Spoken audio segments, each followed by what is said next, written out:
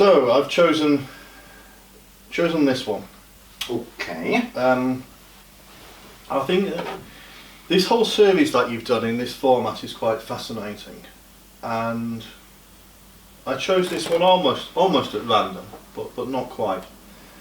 I think first of all it has to be said that the female nude is a classic of art, and I think it tells us so much about different things. It says who I am as a man when I look at a woman.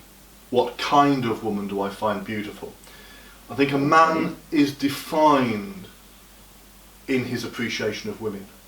You can tell what kind of man he is by the nature of his appreciation of woman. What kind of woman, what virtues in her does he admire? Be they virtues or her availability, well, whatever it is, you can tell about him. You can also tell about her. Women are not real, really. They very deliberately depict themselves to the world. They are not quite natural.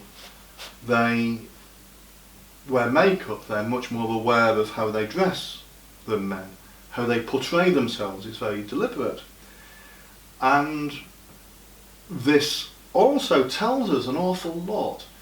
It tells us about how she feels about herself, what she wants to say, her political affiliations even, all kinds of things you can tell. And these things change with fashion. And this is why I think all of yours, they say some very interesting things, because they use the language of the image of the female nude in slightly strange ways. Because just as women's fashions change, their clothes, their hairstyles, these kind of things change over years, the style of depiction of the female nude changes. And you play with ideas maybe like from America in the 1970s, 1980s. Interesting. You use the word pin-up, which we associate generally with kind of Second World War by 1950s, and in some ways it's similar. And in this image there are elements which are from the language of eroticism, from pornography even. Kind of, maybe? Well, where is it in the real world women have no clothes on but have high heel shoes? You know, I mean, maybe I'm living too much of a sheltered life, but maybe. I don't know. But would be a good fashion statement, I guess. And the high heel shoe in itself is a fascinating thing in the modern world. With the way that the feminist blames the patriarchy for making her wear these shoes. But I've never found a man who spends his whole time looking at women's shoes in shoe shops to make women wear them. No, this is something women want to do. As part of that deliberate depiction of themselves. The way she's holding her hair, her eyes, the way she's looking at us. It's deliberate and not quite real.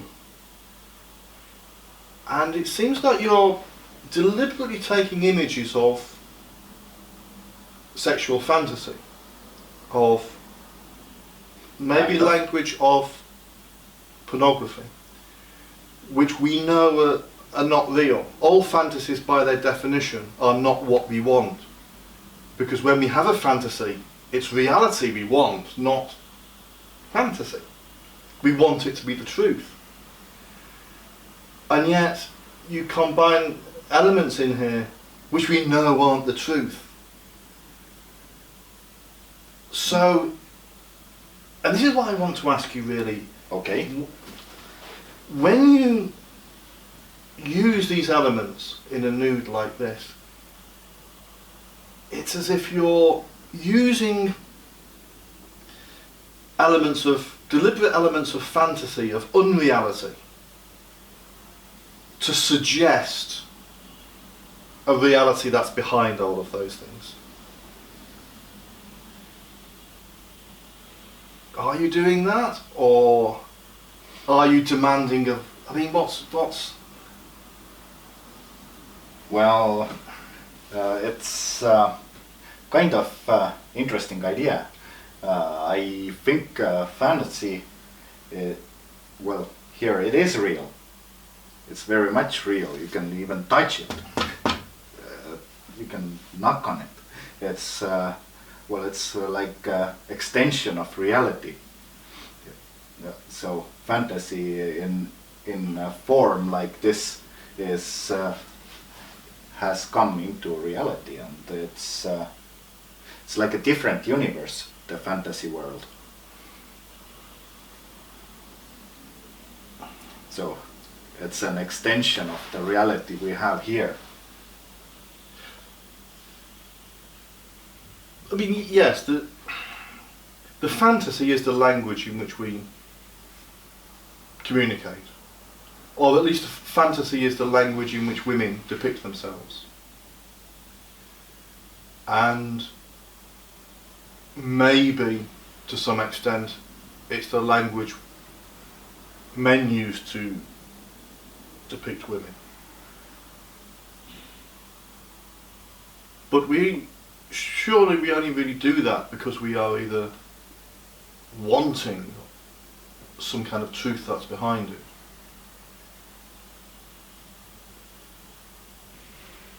I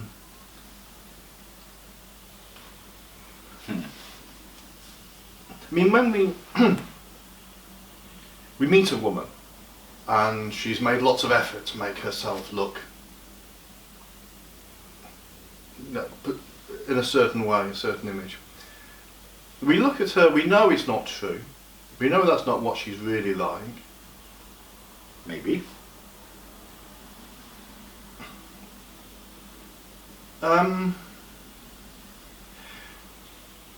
Well, yes. I mean, maybe the real inner self is best described by our depiction of it, rather than what we look like when we've just been pulled out of a lake. Yeah, kind of. Yes, I mean, maybe you can tell more about someone's character by their deliberate expression than just, their natural skin or whatever. Well, yeah, it's kind of an acting job. If you make it's like a little role, you put makeup on and fix yourself up and create your own fantasy image of yourself and go out as it. I sometimes do it. Today I put a lot of effort to look like a cactus, but I wore a hat and fell on the ground because of slippery street outside. But nah, that was not the effort. But yeah, it's. I don't think it's unreal if you use makeup or something, or portray yourself a little bit better. It's like a presentation job. Well, it's kind of a sales job. But what I like about this, I mean, as a piece of art, why I'd like to have it in my own home, why I'd enjoy just looking at it, is that these kind of questions that for me it provokes, it seems to come from a very cheerful, friendly place. It's not some angry, nasty American feminist rant that's full of hatred and disapproval. Oh, yeah. Exactly. It's saying, well, maybe we are a bit like that, maybe we're not, maybe we're trying to express a truth, or whatever questions we're finding in this, they're presented in a nice, cheerful, friendly way. You ask these questions, you know, from a warm heart, and I think that's the wonderful thing about